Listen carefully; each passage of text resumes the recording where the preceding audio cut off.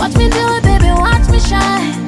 I'ma make it to the top, no lie. I won't let nobody stop me now this time. Oh. Hi everyone, thank you for joining me today. I will be talking about 10 things that I find interesting about China.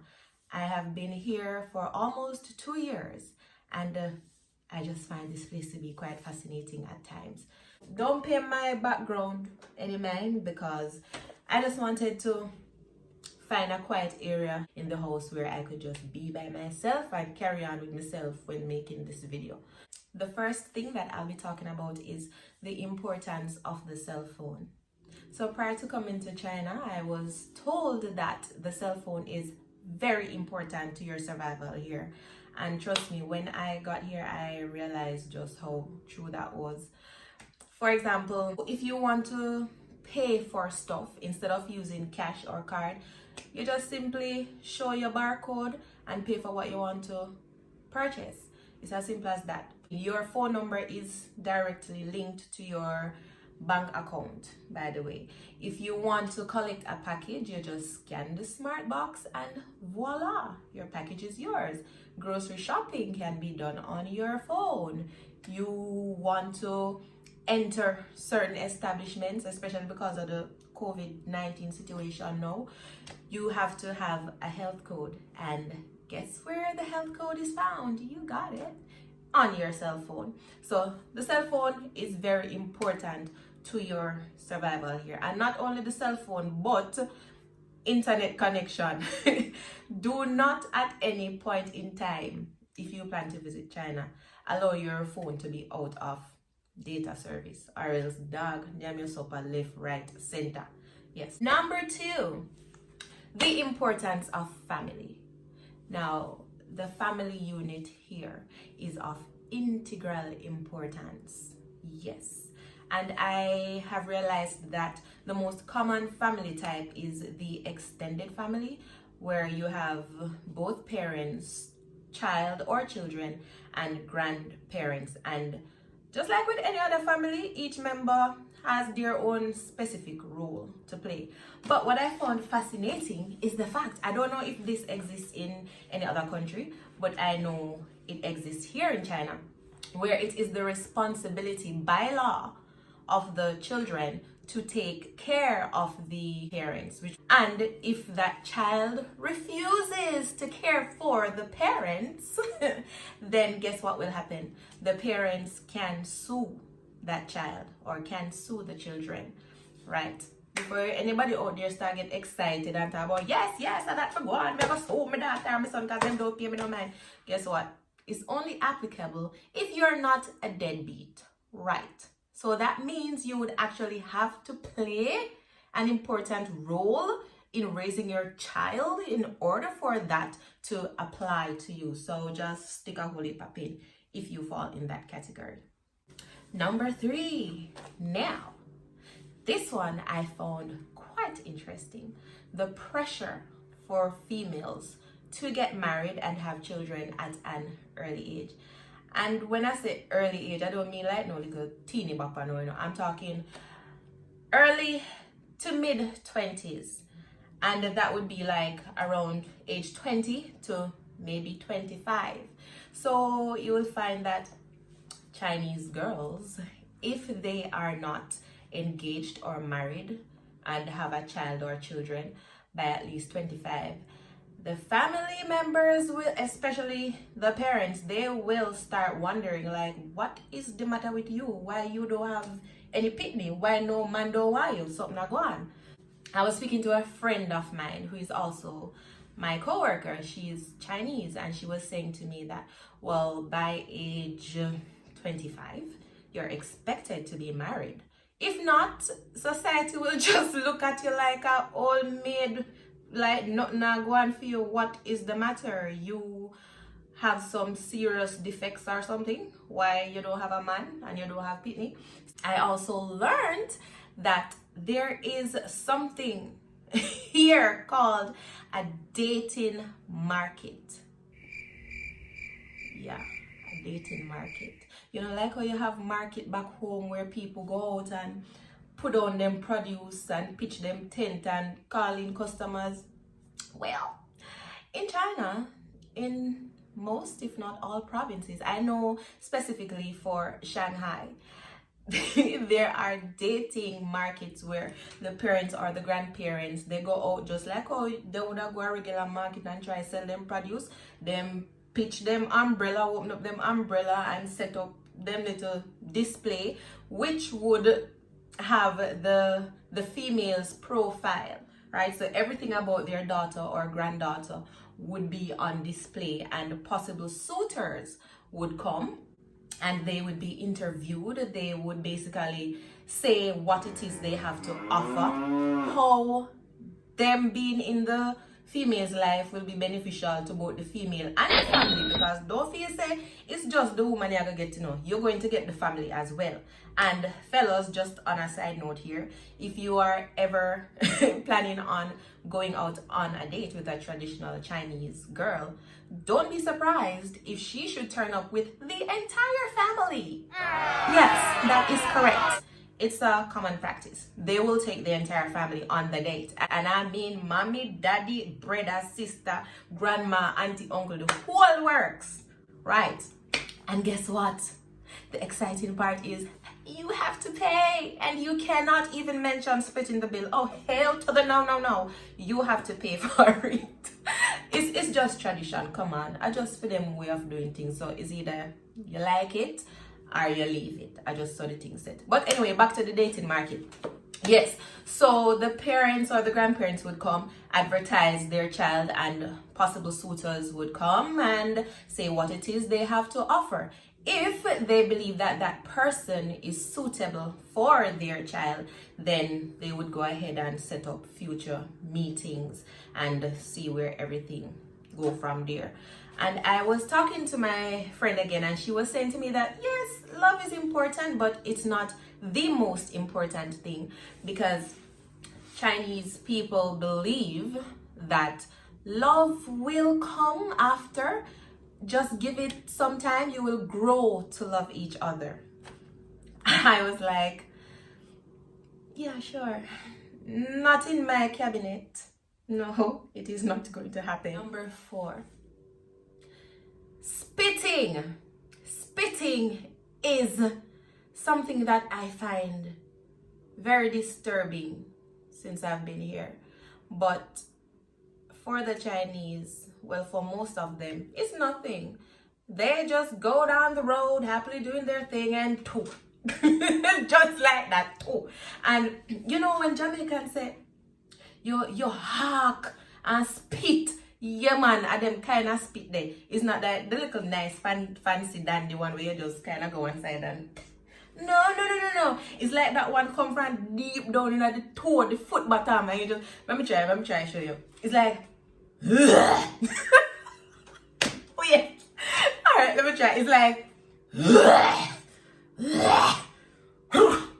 and you know, it's like an art form.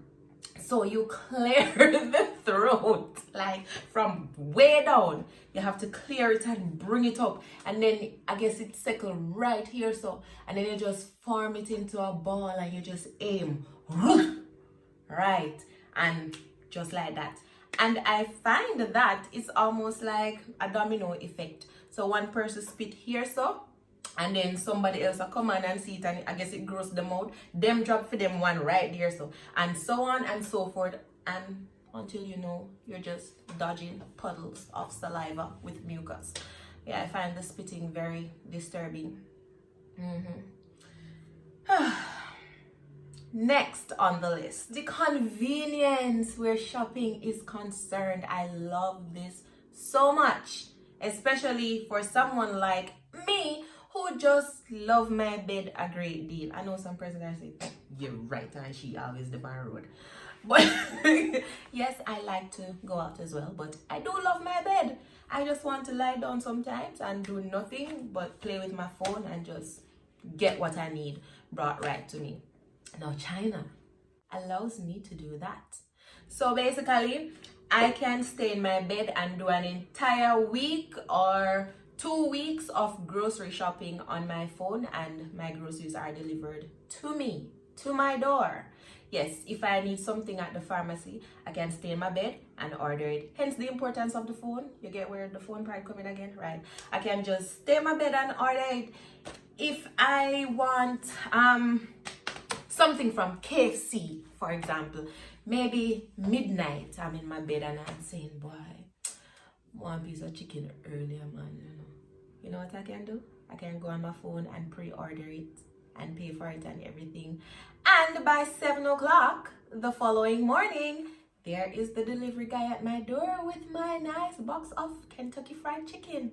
Yeah, so if you are lazy, I'm just joking, not lazy. If you just like the laid back lifestyle and you don't want to be bothered, China allows you to live like that. It is so convenient. I love it. I am not complaining. I don't have to go outside for anything if I don't want to, right? The laws here constantly change. You know, like back home where you have a law from Satan in a Pampers, and then if you want to change it, you have to go through a whole lengthy, tedious process just to get that one law changed. Not in China, sweetheart. You go to bed tonight hearing that, well, you must wear blue shoes to work, and tomorrow morning when you wake up and go to work in blue shoes, you hear that gray shoes you must wear because the laws changed yesterday, and there is absolutely nothing you can do with it. You just have to work with the program and keep it moving. So I find that quite interesting, that it's just so simple to change the laws like that, regardless of whatever anyone thinks. But anyway, let me move on. 7. So number 7 is all about the bathrooms and the toilets. Now, most bathrooms and toilets here are quite different from the Western style bathrooms. So let's talk about the bathing area now. So all right, our standard Western bathroom is you have the part over here, so where you bathe, and it's separated from the toilet, and that's separate from the face basin where you clean up. In China, you have something called a wet bathroom. Yes. Wet bathroom.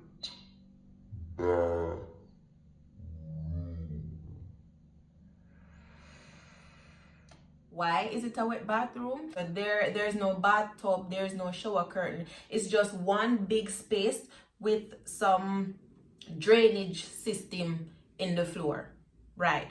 So when you take a shower, you involuntarily wash your bathroom every day. Well, depending on how often you bathe, right? You just wash your bathroom because toilet wet up, floor wet up, wall wet up, ceiling wet up, face basin, everything just wet, right? Just like that. So they call it a wet bathroom. Now, you do have Western style bathrooms here. The one that's at my apartment, that's a Western style bathroom, because there's no way under the sun me would I get a house with a wet bathroom. I am sorry, me not that liberated. All right, next is the toilet. Now, just like with the wet bathroom, you have the Chinese style toilet, something they call a squatter, for the obvious reason that when you use that toilet, you squat. So it's like a hole in the ground, and you just go over and you do your business. Good. Now, it's very common in most public areas. Most homes these days are Western designed, so you're not gonna really find the squatters in most people's houses. Like, it might be in 1 or 2 homes, maybe in the countryside, I don't know, I'm just assuming, but from what I've seen so far, it's just Western style toilets in these houses around me. Like, I will show you a picture of a squatter. I will insert it in the video. I think it will be on the right side of your screen, so you can just check that out right now. Right now, my experience with using the squatter, for me, I really don't have a problem with it, you know, because think about it, I don't know about anybody else, but when I use a public toilet, I do not sit on the seat. Oh, hell to the no, I squat. So for me, the squatter was no big deal anyway, because it's not like I would go there and sit on the seat. Now, the only issue that I had with the squatter is that it's very low. So my first time using it, I had quite a few accidents, things splashing all over my feet, and it wasn't cute. But now I've gotten the hang of using the squatter, and I don't mind it at all. All right, next is what I find very hilarious with number 8 is how kids are potty trained here. The first time I saw it, I nearly keel over. Me I tell you, man, it was so funny. Sorry, let me get to the point. No, it's not like in the West where we just take them to a potty and put them down and say, all right, do your business, try, let it come. Oh no, the Chinese, they don't have time for that. So they have these little pants, these little buttless pants. The pants, it don't have any bottom part. So you'll see these kids walking on the road and the whole of them bottom area outside, everything is just hanging out. And I guess the whole idea behind it is when they feel the urge to relieve themselves, regardless of wherever they are, they just let it flow. Yeah, it is what it is. That's the way they do it. And if they are beside a garbage bin or a trash can, if you want to call it that, they just lift the child up and put the pitney over it, and everything that is coming out just burst right in there. This is something that I have seen with my own two eyes, and I read about that one there. I have seen it. So I find that way of potty training quite interesting. Very interesting. To this day, I still find it hilarious. Number 9. This is interesting as much as it is annoying. The staring. If you are a migrant, a foreigner, you are stared at. And at first it was fascinating, but now I just find it very annoying. Worse if you're black, and by black I mean dark skinned. They stare, they point, and the first word is, ooh, why gran? Oh, that is Mandarin for foreigner. So it's a big thing here. It's almost as though they're not really accustomed to seeing foreigners here.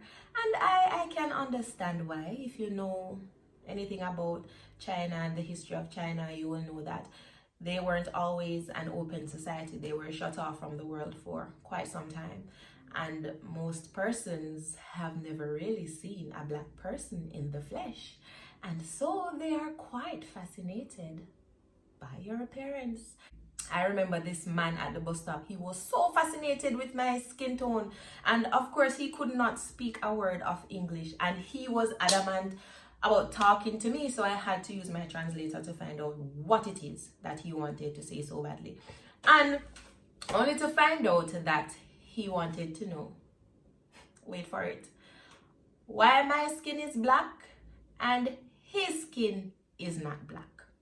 So of course, I had to go into a whole history, social studies, and biology lesson on my translator as to why I am black and he is not black. And he was so fascinated by it, and he wanted to touch my skin, and he was so much in awe. I found that one very hilarious.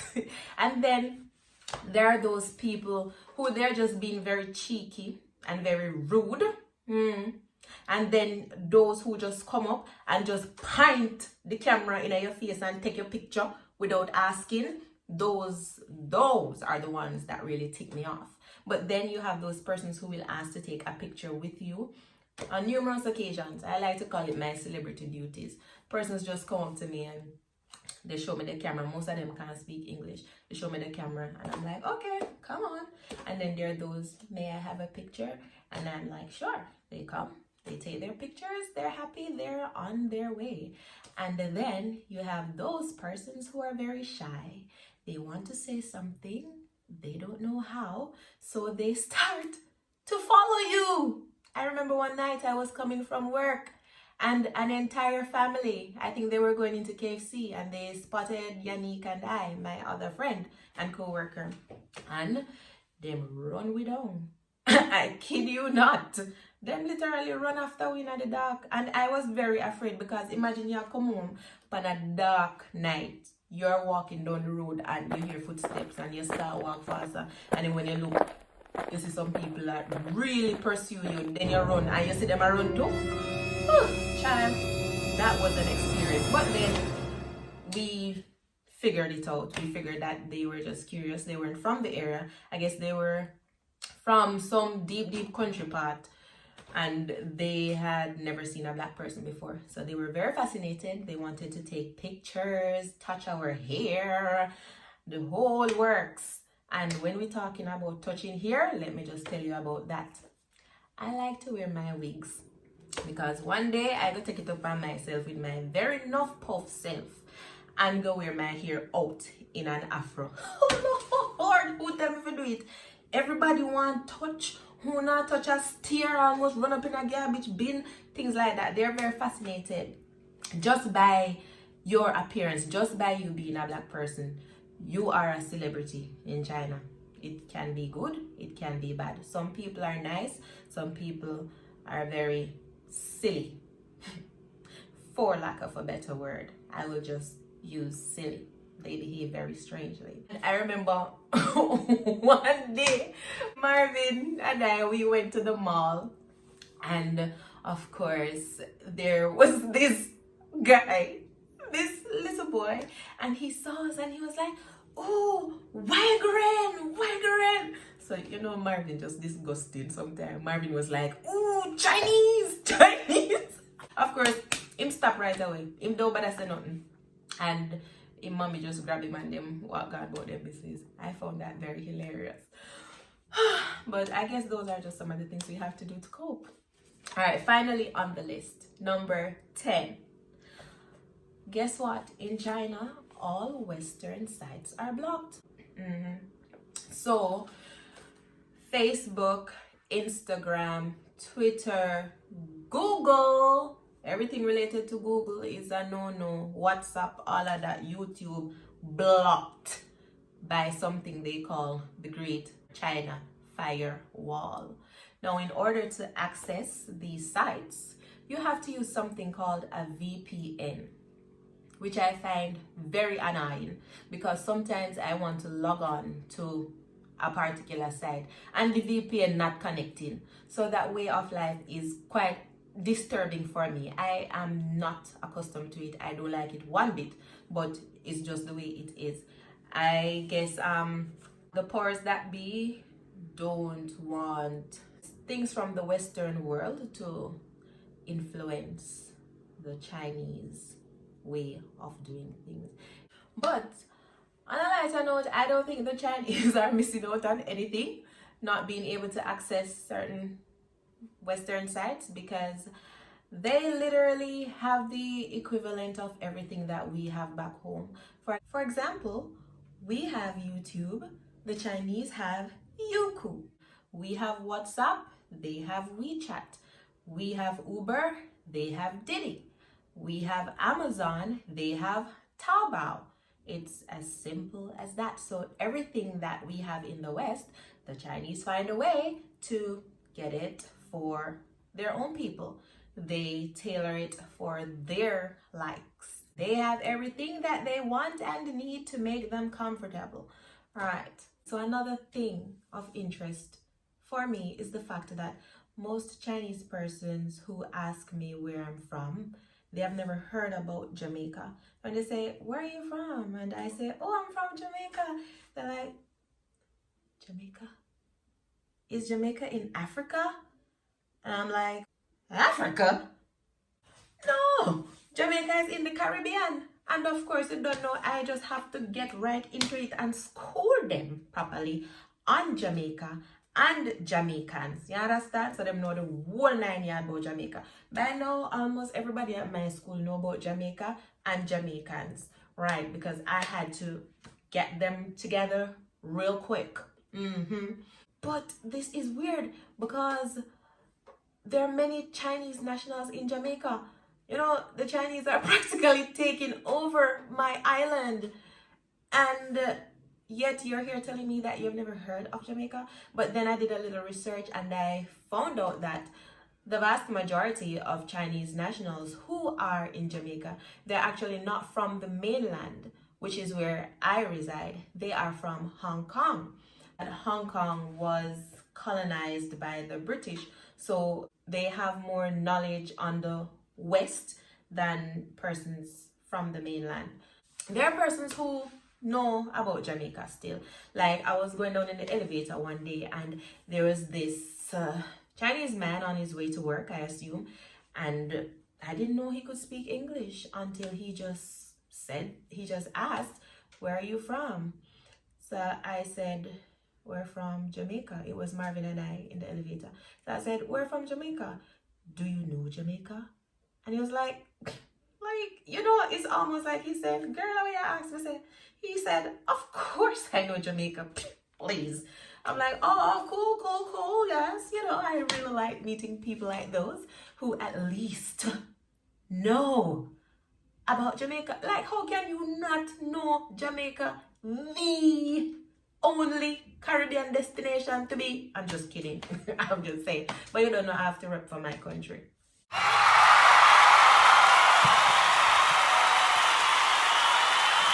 So guys, I hope you thoroughly enjoyed this video. Let me know what you found quite interesting or quite ridiculous. Just leave your opinions in the comment section.